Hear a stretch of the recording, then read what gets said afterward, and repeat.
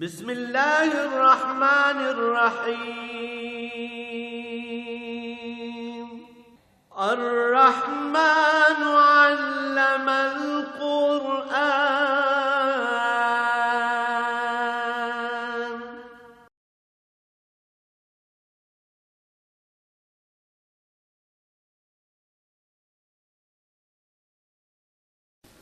الحمد للہ رب العالمین والصلاة والسلام علی حبیبہ محمد وآلہ وصحبہ اجمعین.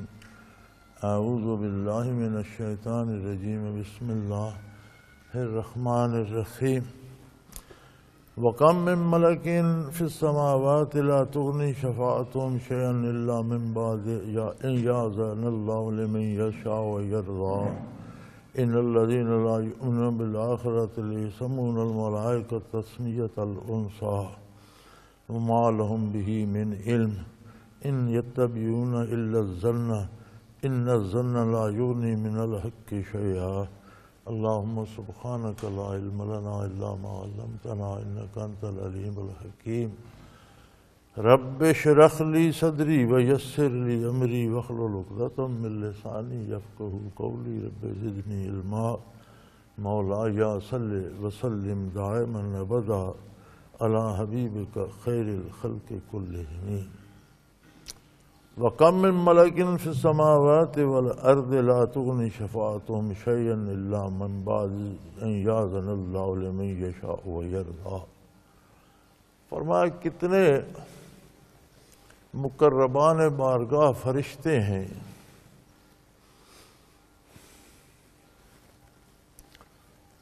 جو آسمانوں پہ رہتے ہیں،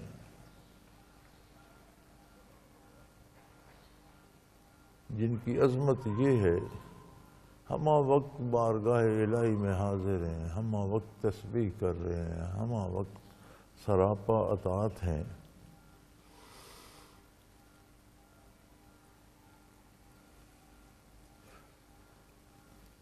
ان کی سفارش بھی کسی کے لیے نہیں ہے سوائے ان لوگوں کے جن کے لیے اللہ کریم انہیں اجازت دیں اور پسند فرمائے. یعنی کفار تو پتھر کے بتوں کو سفارشی بنائے ہوئے ہیں، اپنی من گھڑت خیالی تصویروں کو سفارشی بنائے ہوئے ہیں، الف بے جیم کے دروازے پہ دھکے کھاتے رہتے ہیں. وہ کہتے ہیں یہ لِيُقَرِّبُونَا عِندَ اللَّهِ زُلْفَىٰ، یہ ہمیں اللہ کے قریب پہنچا دیں گے، یہ ہماری سفارش کریں گے. فرمایا جو خود آسمانوں میں رہتے مقربان بارگاہ فرشتے ہیں وہ بھی کسی شخص کی سفارش تب تک نہیں کر سکتے جب تک اللہ کی اجازت نہ ہو اس کی سفارش کے لیے. اور اللہ کی اجازت کفار و مشرکین کی سفارش کے لیے کسی کو بھی نہیں ہے. یعنی سفارش کے لیے بھی جس کی سفارش کی جانی ہے اس میں ایک استعداد ہونی چاہیے، وہ کم از کم ایمان ہوگا اس میں تو اس کی شفاعت جائز ہے. جب ایمان ہی نہیں ہے تو غیر مومن کے لیے تو کسی کو اجازت بھی نہیں کہ وہ سفارش کرے. سفارش کوئی کرتا ہے وہ قبول ہوتی ہے یا نہیں ہوتی یہ اور بات. بعض سفارشیں کی جاتی ہیں اور وہ قبول نہیں ہوتی، لیکن سفارش تو کر سکتا ہے. اگر ایمان نہیں ہے تو اس کی کوئی سفارش بھی نہیں کر سکتا. قبول ہونا نہ ہونا تو وہ آگے کی بات ہے. تو فرمایا یہ کفار ایسے بھٹکے ہوئے لوگ ہیں کہ یہ انسانوں سے، بتوں سے، اپنے فرضی خداؤں سے سفارش چاہتے ہیں اور کہتے ہیں ہم بھی اللہ کو مانتے تو ہیں لیکن ہم میں تو وہ قوت نہیں کہ اس بارگاہ تک رسائی ہو. تو یہ جو ہے ہمارا وسیلہ بن جاتے ہیں اللہ کی بارگاہ میں اور یہ ہماری سفارش کریں گے. تو فرمایا یہ غلط کہتے ہیں. سفارش کے لیے اہلیت و استعداد شرط ہے. آپ دنیاوی نظام میں دیکھتے ہیں کوئی غیر ملکی یہاں آتا ہے وہ پکڑا جاتا ہے یا اس کو گناہ ہو جاتا ہے تو کون اس کی سفارش کرے گا؟ وہ تو اس ملک کا رہائشی ہی نہیں ہے، کوئی اسے جانتا ہی نہیں ہے، کسی کے ساتھ اس کا تعلق ہی نہیں ہے۔ تو فرمایا جس میں ایمان نہیں ہے وہ اسی طرح اسے کوئی نہیں جانتا کون ہے کون نہیں ہے۔ لہذا یہ ان کا زعم باطل ہے کہ یہ بت، یہ پتھر، یہ فرضی خدا یہ ان کی سفارش کریں گے۔ کفار کا تو یہ طریقہ تھا ہی، ہماری بدقسمتی یہ ہے کہ مسلمانوں نے بھی اس طرح کی رسوم اپنا لی ہے۔ عمل نہیں کرنا، اتباع رسالت نہیں کرنا، اور مفروضوں پہ رہنا کہ یہ سفارش کر دے گا، پیر صاحب کو شرینی دے دو، پیر صاحب ہمیں بخشوا دیں گے، ہمیں نمازوں کی کیا ضرورت ہے، حلال کماتے ہیں یا حرام کماتے ہیں اس میں سے حصہ دے دو پیروں کا بھی اور پیر بخشوا لیں گے۔ فرمایا وہ تو مقرب فرشتے بھی اس کی سفارش نہیں کر سکتے جس میں ایمان نہ ہو۔ ایمان نام ہے اطاعت اور عمل صالح کا۔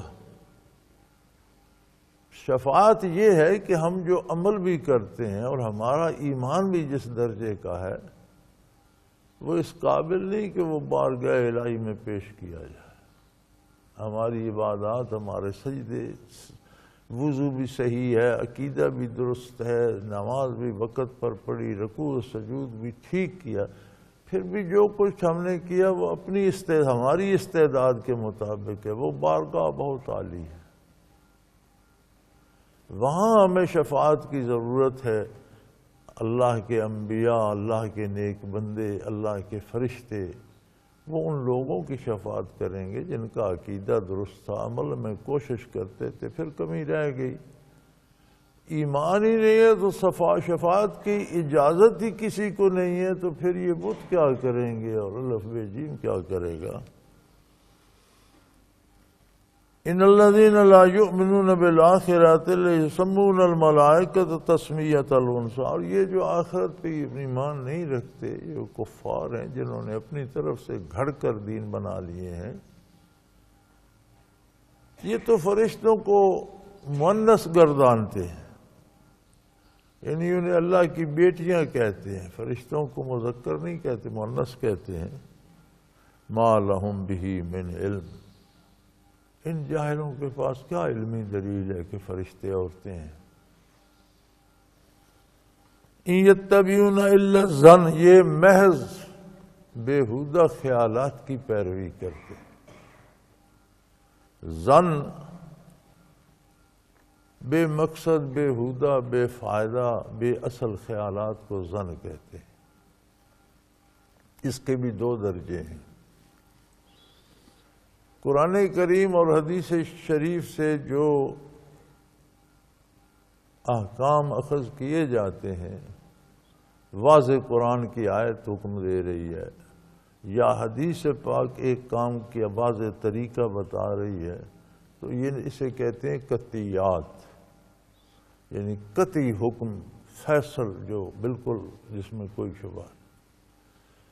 اب اس کے بعد وہ احادیث آ جاتی ہیں جو صحت کے اس درجہ کو نہیں پہنچتی، حدیث کی درجہ بندی کی گئی ہے، صحیح جو بلا شک و شبہ ثابت ہو گئی، اس سے کم درجے کی جس کی روایات میں یا جس کا کوئی راوی ایسا پایا گیا کہ اس پر جرح ہو سکتی ہے، اسے حسن کہتے ہیں۔ پھر اس کے بعد غریب آ جاتی ہے جس کی روایات بہت کمزور ہوں لیکن وہ حدیث ہو۔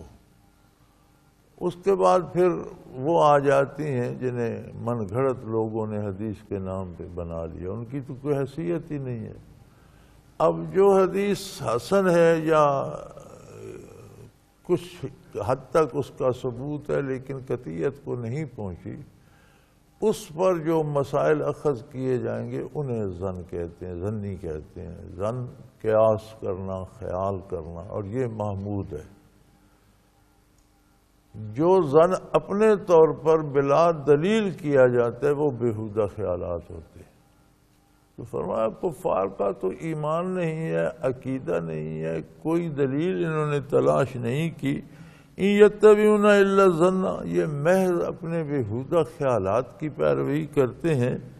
وَإِنَّ الظَّنَّ لَا يُغْنِي مِنَ الْحَقِّ شَيْئًا، اور یقیناً یہ گمان اور بیہودہ خیالات جو ہیں یہ بندے کو حق سے مستغنی نہیں کر سکتے، حقیقت سے اسے بری قرار نہیں دے سکتے۔ حقیقت اپنی جگہ ہے اور ان کے بیہودہ خیالات جو ہیں اس سے حقیقت نہیں بدلتی۔ فَأَعْرِضْ عَمَّنْ تَوَلَّىٰ عَنْ ذِكْرِنَا وَلَمْ يُرِدْ إِلَّا الْحَيَاةَ الدُّنْيَا۔ اللہ اللہ اللہ، فرمایا میرے حبیب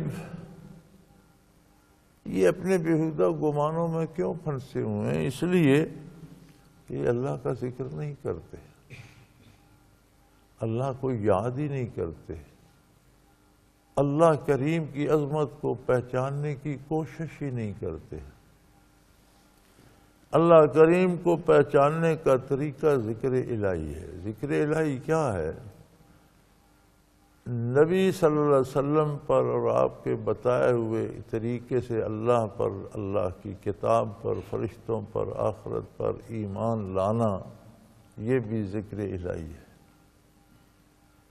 جس میں اللہ کی یاد موجود ہے۔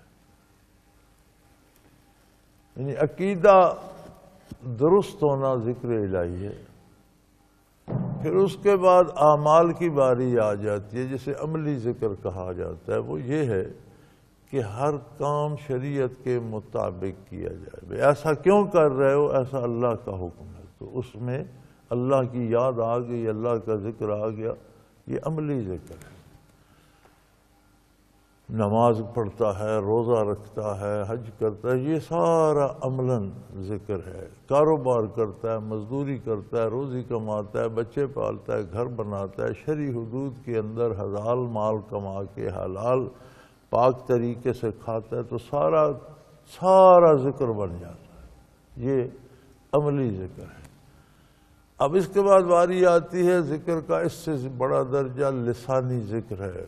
کلمہ پڑھتا ہے، درود شریف پڑھتا ہے، قرآن پڑھتا ہے، اللہ کو زبان سے یاد کرتا ہے، یہ زبانی ذکر ہے۔ ایمان لانا ایک بار کا کام ہے، اس کی ایک حد ہے۔ زبان سے ذکر، عمل سے ذکر کرنے کی حدود و قیود ہیں۔ زبان سے ذکر کرتا ہے ہمیشہ، سوائے ذکر سچی بات کرنا بھی ذکر الہی ہے، سچ بتانا بھی ذکر الہی ہے، حق سننا بھی ذکر الہی ہے، لیکن سب کی حدود ہیں۔ سو جائے گا، بے ہوش ہو جائے گا، غافل ہو جائے گا، اور ایسے امور میں لگ جائے گا جہاں عظمت الہی بھول جائے گی۔ اس کے بعد ہے ذکر قلبی خفی، قلب کو ذاکر کر لینا تاکہ ہمہ وقت کبھی ذکر میں غفلت نہ آئے، انقطاع نہ آئے۔ تو حضور کی شفاعت کے لیے یا نیک اور بھلے لوگوں کی شفاعت کے لیے، یا یہ کہہ لیجئے عام زبان میں پیروں فقیروں کی شفاعت کے لیے یا فرشتوں کی شفاعت کے لیے، کوئی بھی اللہ کی بارگاہ میں سفارشی لے جانے کے لیے کم از کم ذاکر ہونا ضروری ہے، اور کم از کم ذکر ایمان ہے۔ تو فرمایا جو میرا ذکر ہی نہیں کرتے آپ ان سے رخ انور پھیر لیجئے۔ فَأَعْرِضْ عَمَّنْ تَوَلَّىٰ عَنْ ذِكْرِنَا وَلَمْ يُرِدْ إِلَّا الْحَيَاةَ الدُّنْيَا۔ تو ذکر لوگ کیوں نہیں کرتے؟ فرمایا ان کا مقصد حیات حصول دنیا ہے، ان کا مقصد حصول آخرت ہے ہی نہیں۔ ہماری بڑی بد نصیبی یہ ہے کہ ہم جب اپنے نظام کو دیکھتے ہیں، آج کا جو نظام ہم پر مسلط ہے، ہمیں جو تعلیم دی جاتی ہے کالجوں میں، بہت اعلیٰ درجے تک کوئی پی ایچ ڈی بھی کر لیتا ہے، تو اسے کوئی اللہ کی عظمت، رسول اللہ کی صداقت، قرآن کی صداقت نہیں بتائی جاتی، صرف وہ کچھ سکھایا جاتا ہے جس سے وہ دنیا کمائے۔ نتیجہ یہ ہوتا ہے کہ وہ ساری زندگی دنیا کے پیچھے بھٹکتا رہتا ہے۔ یہ نہیں کہ دنیاوی علم نہیں ہونا چاہیے، دنیاوی علم ضرور ہونا چاہیے، بہت زیادہ ہونا چاہیے، ساری عمر سیکھنا چاہیے، لیکن اولیت دین کو ہے۔ دین سیکھا جائے اور دنیا کو دین کی حدود کے اندر رکھا جائے۔ جب دنیا کے سارے امور کو ہمیں ایک حد کے اندر رکھنا ہے تو اس حد کا جاننا اس سے پہلے شرط ہے۔ دین پر عمل کرنے کے لیے دین جاننا، دین سیکھنا شرط ہے، اور جب دین ہم سیکھیں گے نہیں، جانتے نہیں ہیں، تو پھر دنیا کو کیسے دین کے تابع کریں گے؟ پھر تو دنیا طلبی میں ہی عمر بسر ہو جائے گی۔ اور بڑے دکھ کی بات یہ ہے کہ اگرچہ یہ ملک پاکستان اللہ کی نعمت ہم نے اس وحدے پہ حاصل کی کہ پاکستان کا مطلب کیا ہے؟ لا الہ الا اللہ، لیکن ہمارے نظام نے اس میں سے الا اللہ کو کاٹ دیا، اور ہم اس طرح جی رہے ہیں کہ پاکستان کا مطلب کیا ہے؟ لا الہ، کوئی معبود نہیں، کسی کی ضرورت نہیں، کسی کو ہم جانتے نہیں، اس کی عبادت، اس کی رضا، اس کی اطاعت کا کیا انداز ہے ہمیں خبر ہی نہیں۔ یہ پتہ تب چلے گا جب یہ ممبران اسمبلی، جب یہ حکمران قیامت کو پیش ہوں گے۔ لوگوں سے ووٹ لیتے ہیں نیکی کے وعدے پر، اور جب ممبر اور وزیر اور ایم پی ایم این اے بن جاتے ہیں تو پھر محض کنجروں کے مجرے دیکھتے ہیں۔ یہ ہمارا ماحول ہے۔ کیا حق ادا کر رہے ہیں اس کا؟ تو بنیاد دینی علم ہے، سب سے پہلے دین، اور دین کے تابع دنیا کا اعلیٰ سے اعلیٰ علم حاصل کریں۔ یہ جو معروف علوم ہیں آج کل سائنس کے بھی، ان سب کے موجد مسلمان ہیں۔ جب مسلمان علمی دنیا میں کمالات دکھا رہے تھے تو یہ مغرب جہالت کی تاریکیوں میں ڈوبا ہوا تھا۔ یہ بحری بیڑے، یہ کشتیاں، یہ جہاز، یہ بارود، یہ توپیں، یہ فن سپاہ گری، یہ سائنس، اس کی تحقیق، ان کی بنیاد جو ہے یہ ساری مسلمان محققین نے رکھی۔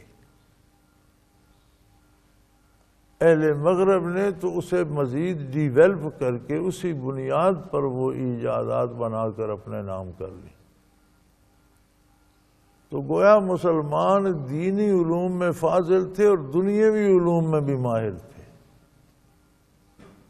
لیکن ہماری اب بدنصیبی یہ ہے کہ ہم ذکر الہی کو، یاد الہی کو، دینی علوم کو چھوڑ کر صرف دنیا کے پیچھے پڑ گئے ہیں۔ فَأَعْرِضْ عَمَّنْ تَوَلَّىٰ، اے میرے حبیب جو پیٹھ پھیر کے چل دے آپ بھی اس سے رخ انور ہٹا لیں، یعنی جو اللہ کے احکام کی، دین کی، عقائد کی پرواہ نہ کرے آپ اس پر توجہ نہ فرمائیں۔ زندگی اور حیات مستعار میں اس سے بڑی محرومی کیا ہوگی کہ نبی کریم کسی سے رخ انور پھیر لیں، توجہ ہی نہ فرمائیں، بات ہی نہ سنیں، پرواہ ہی نہ کریں یہ کس گڑھے میں گرتا ہے، کہاں ہلاک ہوتا ہے۔ تو حضور تو اللہ کے حکم پر کاربند ہوں گے۔ یہ کیوں میرے ذکر سے غافل ہیں؟ کیوں میری عظمت سے بیگانہ ہیں؟ کیوں آخرت کی طلب میں محنت نہیں کرتے؟ کیوں سچ نہیں بولتے؟ کیوں دوسرے کا حق مارتے ہیں؟ کیوں رشوتیں کھاتے ہیں؟ کیوں قرضے لے کر ہڑپ کر جاتے ہیں غریبوں کا خون اور پھر حکومت سے معاف کراتے پھرتے؟ ایسا کیوں کرتے ہیں؟ وَلَمْ يُرِدْ إِلَّا الْحَيَاةَ الدُّنْيَا، یہ آخرت سے بے خبر ہیں، انہیں صرف دنیا دنیا دنیا چاہیے، حکومت ملے، اقتدار ملے، عہدہ ملے، دولت ملے، دنیا دنیا دنیا، اسی میں فنا ہو جاتے ہیں۔ ذَلِكَ مَبْلَغُهُم مِّنَ الْعِلْمِ، اللہ اللہ، ان کے علم کی رسائی یہاں تک ہے۔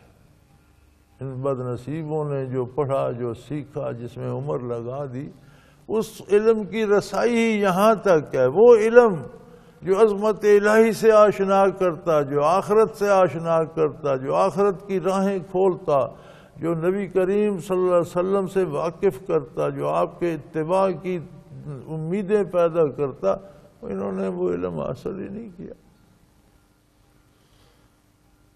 ذالک مبلغہم من العلم، ان کے علم کی رسائی یہاں تک ہے کہ پیسے کماؤ، دولت کماؤ، شہرت کماؤ، بڑا بندہ کہلاؤ۔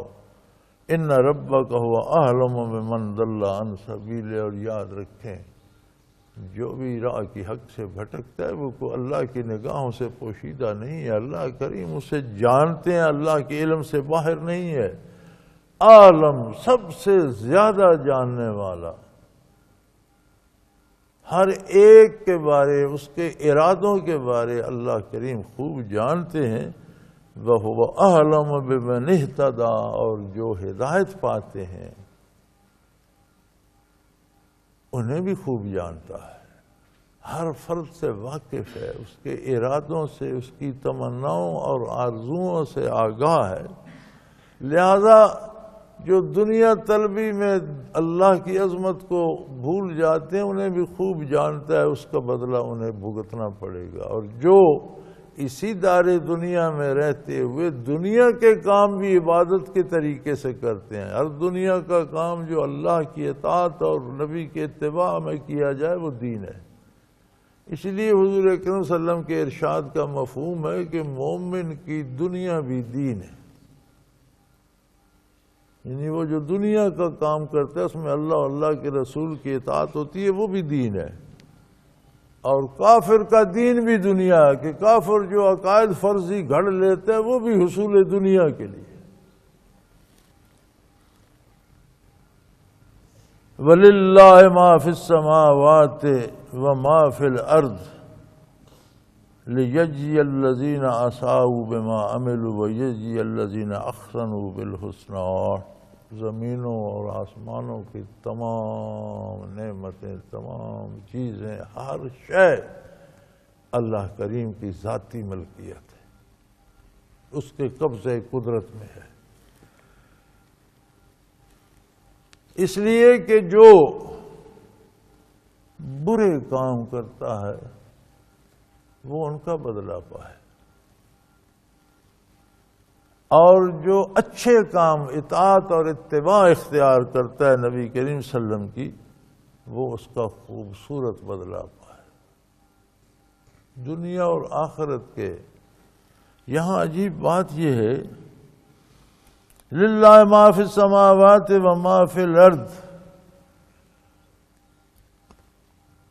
بالائے آسمان جو نعمتیں ہیں، زمین پر جو نعمتیں ہیں، تو مطلب مراد اور نتیجہ یہ ہے کہ یہاں کی زندگی ہو یا اخروی زندگی، یہ عالم ہو یا عالم آخرت ہو، زمین کی نعمتیں ہوں یا بالائے آسمان کی حقیقتیں، یہ سب اللہ کا ذاتی مال ہمہ وقت اس کے قبضہ قدرت میں ہے۔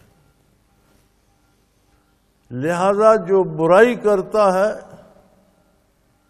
اس کے برے نتائج بھی بھگتتا ہے، دنیا میں بھی آخرت میں بھی۔ بدکار بادشاہ ہو سکتا ہے، بدکار امیر ہو سکتا ہے، بدکار حاکم ہو سکتا ہے، بدکار بہت بڑا مشہور اور طاقتور ہو سکتا ہے، لیکن سکون کا ایک لمحہ بھی اسے زندگی میں نصیب نہیں ہو سکتا، تڑپتے ہوئے زندگی گزارتا ہے، حسرتوں بھری زندگی گزارتا ہے۔ یعنی دنیا کی نعمتیں بھی اللہ کی قبضہ قدرت میں ہے، اور کتنی حسرت ہے ان لوگوں پر۔ فورڈ ایک کمپنی ہے امریکہ کی، اور بڑی پرانی کمپنی ہے، اور اس کی بہت گاڑیاں مشہور ہیں، فورڈ ٹرک بھی ہیں، فورڈ بسیں بھی ہیں، فورڈ کاریں بھی ہیں۔ تو ایک دفعہ اس کا جو مالک تھا، یہ بڑی دیر کی بات ہے، وہ پاکستان آیا، اب تو مر کھپ گیا ہوگا کہیں۔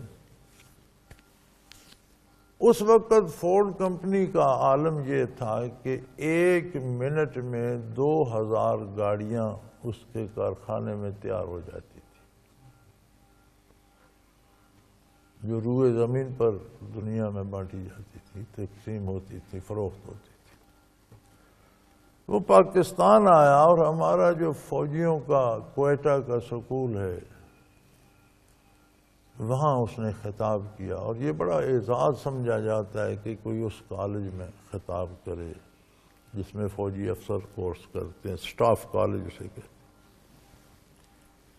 الحمدللہ اسلام کے موضوع پر اس میں دینی موضوع پر میں نے خطاب کیا تھا، اللہ نے مجھے موقع دیا کہ اسلامی انداز فکر جنگ اور جہاد کے بارے کیا ہے۔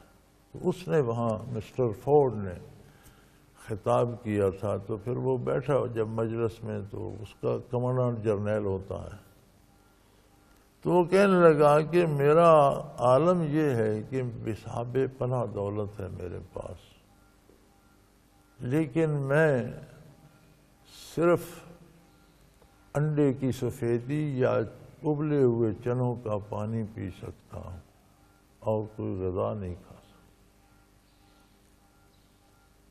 اتنی دولت ہے، ایک چائے کا کپ نہیں پی سکتا، ایک گلاس دودھ نہیں پی سکتا، ایک کیلا نہیں کھا سکتا، ایک سیب یا ایک انار نہیں کھا سکتا۔ کیا اللہ کی شان ہے، کیسی عجیب گرفت ہے کہ حسرت سے دیکھ سکتا ہے، کھا نہیں سکتا۔ یہ تو ایک پہلو ہے، اسے نیند نہیں آتی ہوگی، حسرت سے راتوں کو بیٹھ کے سوچتا ہوگا کہ کیسے لوگ ہیں جو سوئے ہوئے، اسے چلنے پھرنے میں مصیبت ہوگی، دنیا کی لذتیں اس کے لیے بے معنی ہو گئی ہوں گی، تو اس دولت کو کیا کرے گا؟ فرمایا زمین و آکار گئے حیات اس کے اب آج جو بے دین حکمران، جو بے دین عمراء ہیں، دیکھ لیں ان کی زندگیاں بھی ایسی۔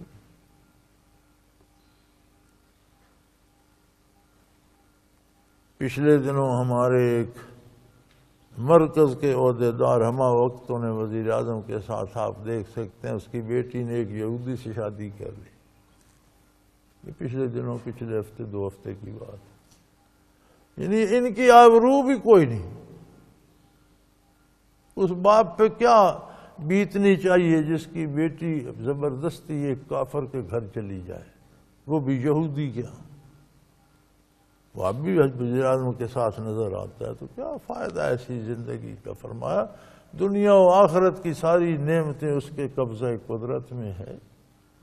اگر بدکار کے پاس کچھ ہے بھی تو اس سے وہ استفادہ نہیں کر سکتا، حسرت ہی رہتی ہے اور حسرت ہوتی ہے۔ ایک بندے کے پاس وسائل ہی نہیں ہے تو وہ فاقے سے رہتا ہے تو دکھ تو اسے بھی ہوتا ہے، لیکن ایک بندے کے گرد کھانوں کے ڈھیر لگے اور وہ نہیں کھا سکتا، اس کی حسرت کیسی ہوگی؟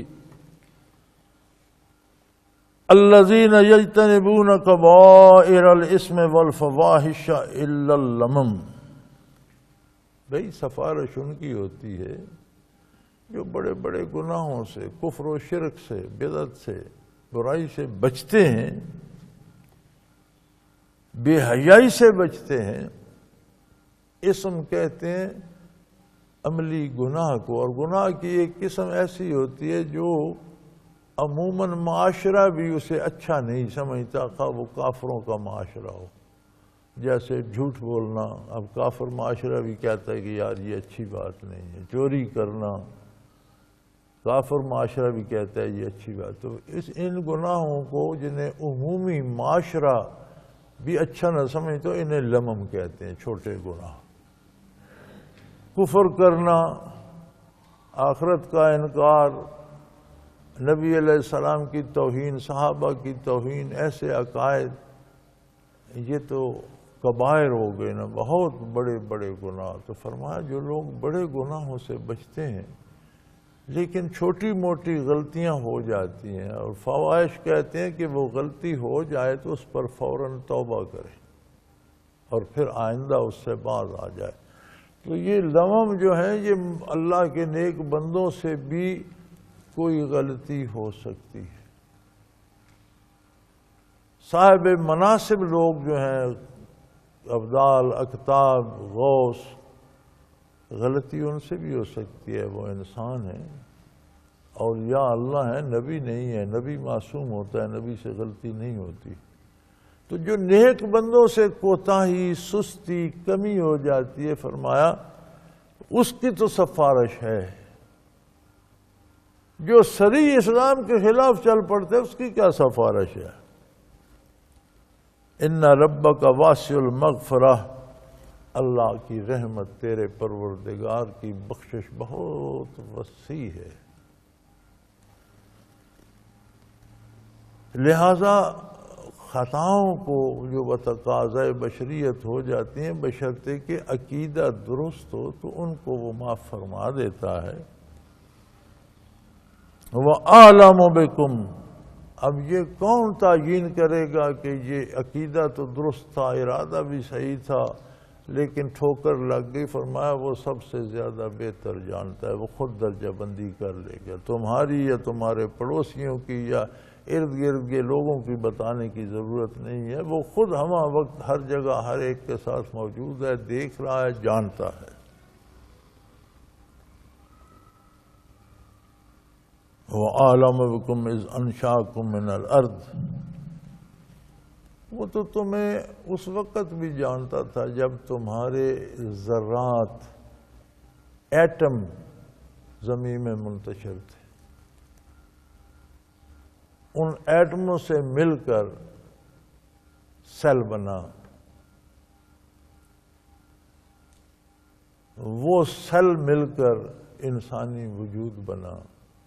ان ایٹموں کو اس نے کہاں کہاں جمع کیا، کس کس سانچے میں ڈھالا، کس طرح سے ایک وجود تک پہنچایا۔ ان ذرات سے کہیں پھل بنائے، کہیں ادویات، جڑی بوٹیاں پیدا کیں، کہیں زراعت، چاول، گندم وغیرہ یہ پیدا کیں، پھر وہ غذائیں مختلف جگہ سے ہوتی ایک شخص تک پہنچیں، اس کے صلب میں پھر وہ جمع ہوئے، پھر وہاں ایک سیل بنا، پھر وہ شکم مادر میں گیا۔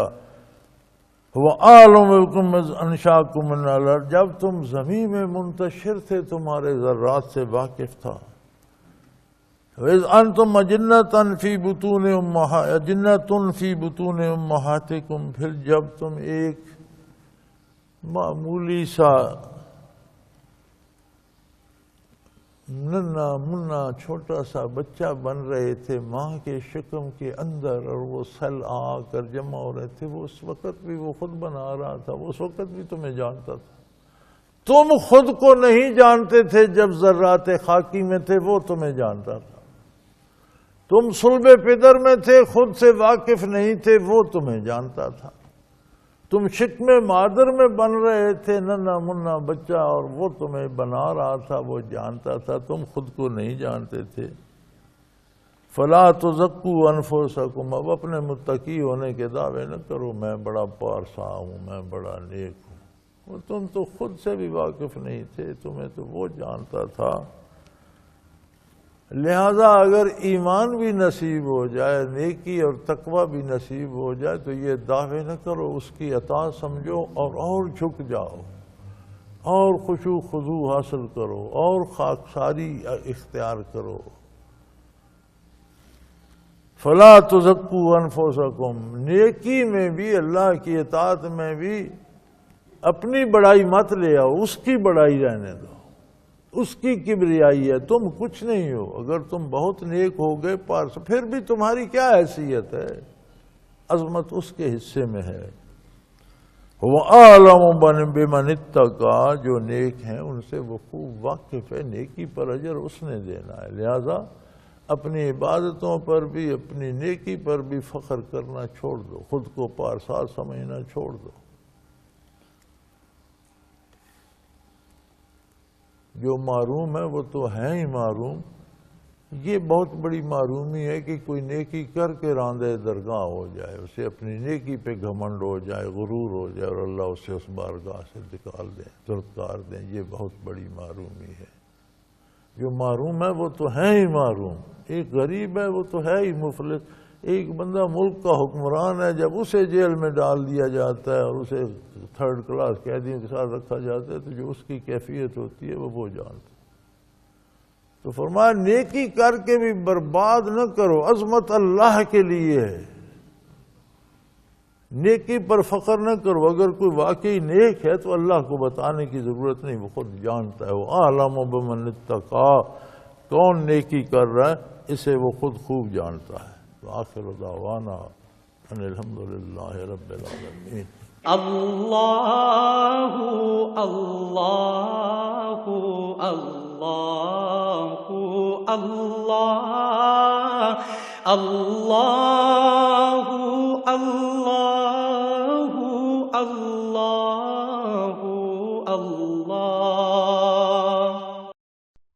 حضرت امیر محمد اکرم آوان مد ذلہ العالی دارالعرفان منارہ ضلع چکوال میں سالہ سال سے قرآن و حدیث کے اوپر خطابات کر رہے ہیں اور سلسلہ نقشبندیہ اویسیہ کے مطابق لوگوں کو ذکر الہی کی تربیت دے رہے ہیں۔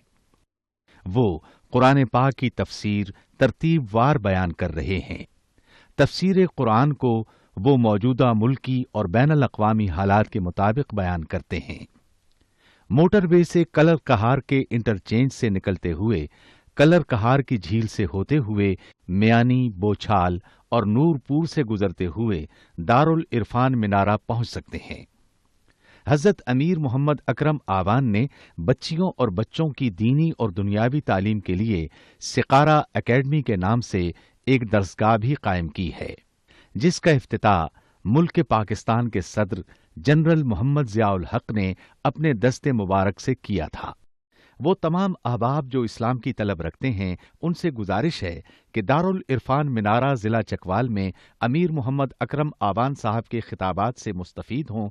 وہ ہر جمعے کو نماز سے پہلے بیان فرماتے ہیں۔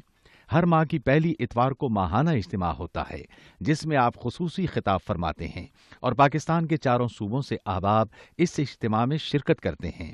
اس کے علاوہ یہاں سال میں 2 مرکزی اجتماعات بھی ہوتے ہیں، ایک رمضان المبارک میں اعتکاف کا اجتماع اور دوسرا جولائی اور اگست میں 40 دن کا اجتماع ہوتا ہے جس میں روحانی تربیت کی جاتی ہے۔ اپنا خون سیماب دے کر اتنا ہم کر جائیں گے، نام آقا کا چمن میں پھر رقم کر جائیں گے۔